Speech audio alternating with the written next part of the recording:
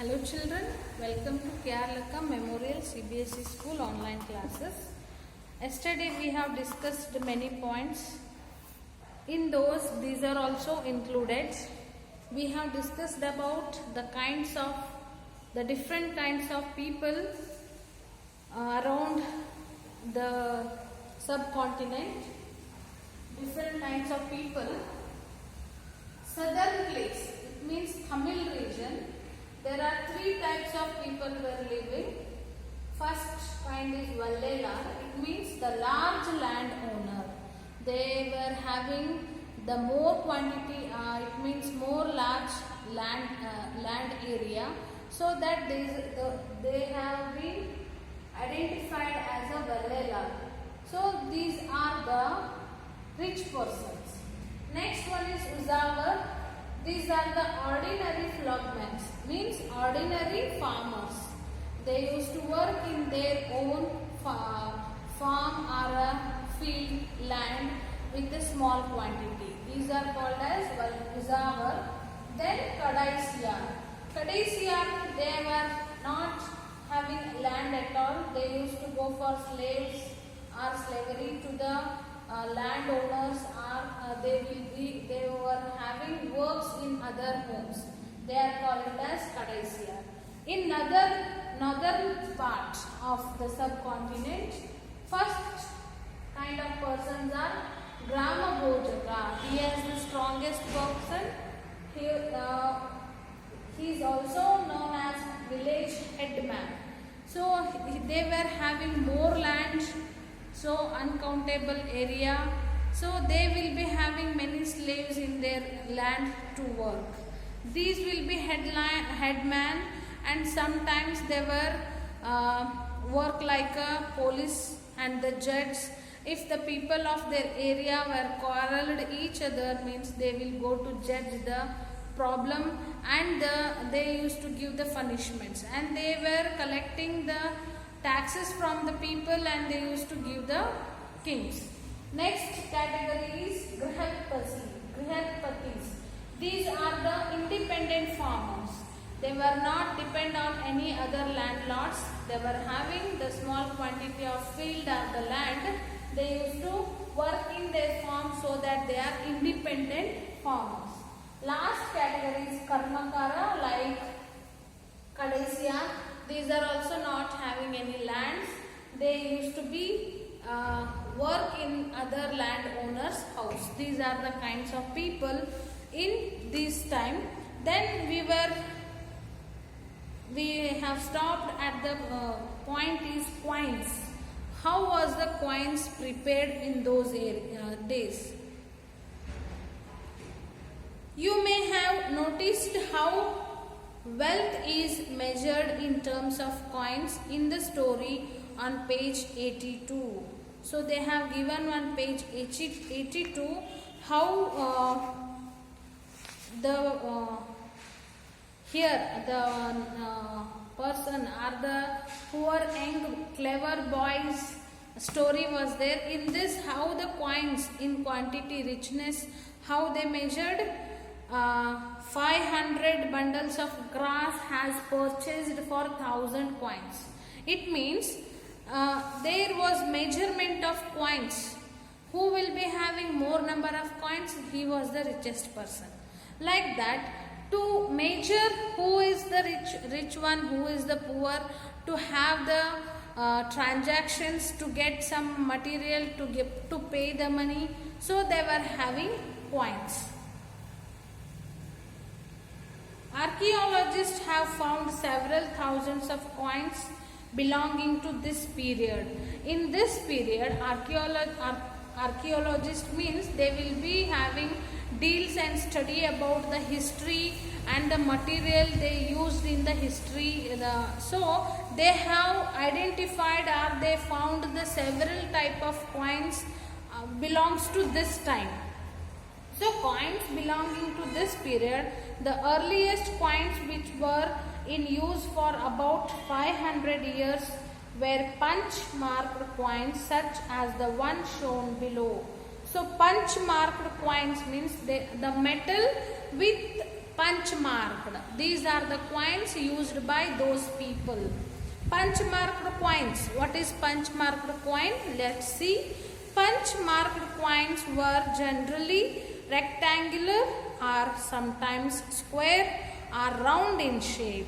So they have not fixed the shape of this coin. So punch marked coins are sometimes square, sometimes round, and sometimes spare type, either cut out of metal. Sheets are made out of flattened metal globules, the small spherical body. So these are made of sometimes metal and sometimes flattened metal. The coins were not inscribed but were stamped with symbols using dies or punches. So they have not inscribed means there is nothing script at all. They did not write anything. But they have stamped with some symbols of their particular symbol. Symbols using dies or punches. To punch on the metal, it should be have some their symbol like that. They were used punch marked coins. Hence they are called punch marked coins. Their symbol they have punched on the coin, so that they have called it as punch marked coins. These coins are found over most parts of the subcontinent and remained in circulation till the early centuries CE. So these type of punch marked coins were used by those people which were present in that particular region. Other means of exchange. So why they used these coins? To exchange the material or to purchase something. Now you know very well, to get or to buy something we need to give the currencies or notes, coins. So similarly those people were also using these coins to have the exchange of material, it may be, or exchange of any their livelihood or their needful things. Read this short poem from the Sangam collection. As they carry the white paddy of their land to exchange it for the salt of another. See, they brought white paddy of their land to exchange it for the salt of another. So, to take salt, I need to give the paddy. Crossing the long roads in carts through sands white as moonlight, taking whole families who hate to be left behind. The departure of the salt merchants leaves the city empty. So salt, to buy the salt, white salt, they used to do like this. This is the poem indicates that they were having the exchange of money, or they having the exchange of coins for their needful things. In this case, the needful thing is salt. Salt was produced plentifully along the sea coast. What are the merchants planning to exchange it with? How are they traveling? So they should bring the salt from the coastal area to the another different places. So how they used to bring it? They used to bring it by cart or any vehicle through the roads. On the road transport they used to send, or they used to provide the salt to all the needful people. Cities with many functions. Very often, a single town was important for a variety of reasons. Let us look at the example of Mathura. You know Mathura very well. What is the special of Mathura? Let's see this. Page 7, page 105. You just see this. Page 105, map 7. Go to 105. Yes, there is a map. In that, where is Mathura? Ujjaini, Mathura, Kanchi. Taneshwara. So Mathura is here. So this place, this is Mathura. Here, what were the functions they used to have? See, Mathura has been an important settlement for more than 2005 years. So it was settled more before 2005 years ago. It was important because it was located at the crossroads of two major routes of travel and trade, from the northwest to the east and from north to south. See, Mathura was, why it was highlighted? Because the Mathura was located in the special place, that is, the place was having 2 points, that is crossed points. One is, so that route connected to north to south, and another one is south to north. See, first one is, it was important because it was located at the crossroads of two major routes of travel and trade from the northwest. It was northwest and routes of travel and trade from the northwest to the east and from north to south. There were fortifications around the city, and several Shrinis, farmers and herders from adjoining areas provided food for people in the city. There were many herders. Herders means, you know very well, who look after cows and calf for the products of milk. So curd, milk, butter, these all things, ghee. Mathura was also a center where some extremely fine sculptures was produced. Sculptures means kettanigalu. So in this area, so fine sculptures were produced on that place. Around 2000 years ago, Mathura became the second capital of Kushanas. So Mathura was the second capital of the king Kushanas, about whom you will be reading in chapter 9. So who was Kushans and how they ruled, everything we will read in the chapter 9. Mathura was also a religious center. You know, Mathura belongs to Lord Krishna. So this is a very religious area. There were Buddhist monasters, Jains, and it was an important center for the worship of Krishna. As I said just now, it was the place of Lord Krishna. Not only Krishna, they were having the people who worships Lord Buddha and who follows Buddha's rules and regulations and messages, and several farmers. Mathura was also a center where some extremely fine sculptures. Mathura was also religious center in this Jain monsters. Monsters means they are the people who messengers are who transfer the messages of their worshipping God from one people to the another people. There were Buddhist monsters, Jain shrines, and it was an important center for the worship of Krishna. Several inscriptions on surfaces such as stones, slabs and statues have been found in Mathura. Related to their customs, functions, traditions, they have prepared many inscriptions on the surface of stone and the walls. These have found in this particular area. Generally, these are short inscriptions recording gifts made by men. So these are the small gifts these are created by the men, which carries the messages to generation. Two monasteries and Shrinis. Monasteries are related to Buddhas and Shrinis are related to Jains. These were made by kings and queens, officers, merchants and crafts persons who lived in the city.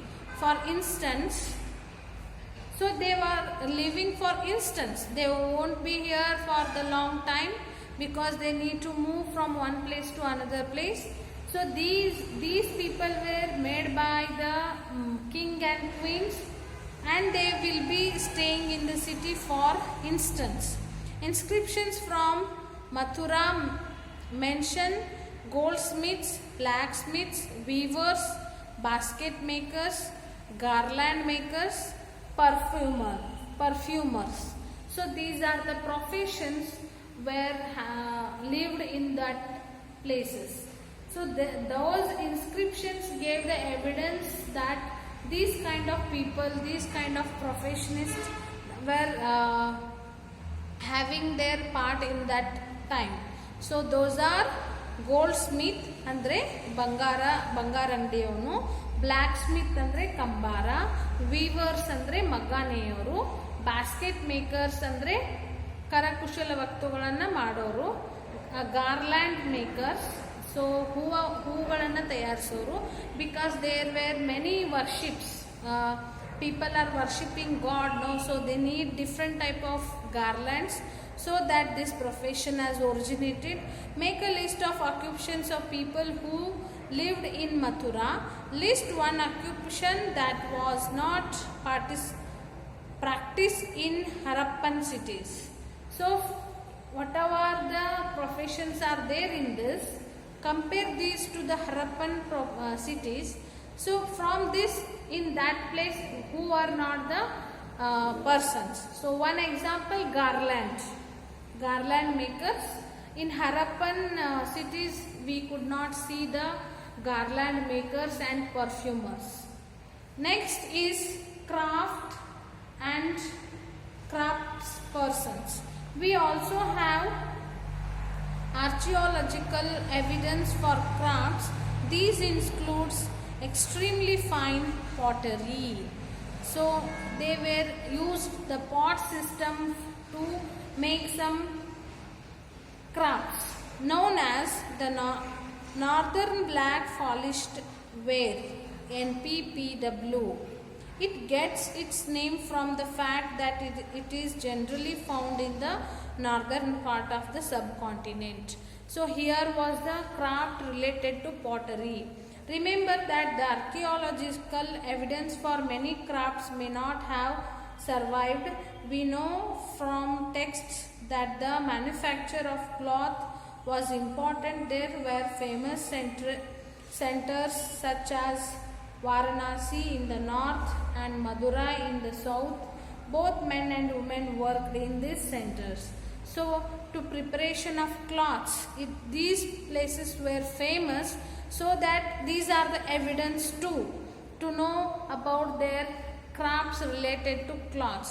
So Varanasi, and it is in north and Madurai, this is in south. These are the main cities to produce the different type of cloths. Many craftspersons and merchants now formed associations known as Shrenis. These Shrenis of craftspersons provided training, procured raw materials and distributed the finished product. So these associations, they formed associations for the particular professions. They used to have the proper circulation to product the material and to sell them. So these associations helped them a lot. The Shrenis of merchants organized the trade. Shrenis also served as banks where rich men and women deposited money. This was invested and part of the interest was returned or used to support religious institutions such as monasters. So those people in the association, men or women, no differentiation, they used to work and they used to deposit the amount in bank system, they used to get it back. So all the type of organizations they were having like that.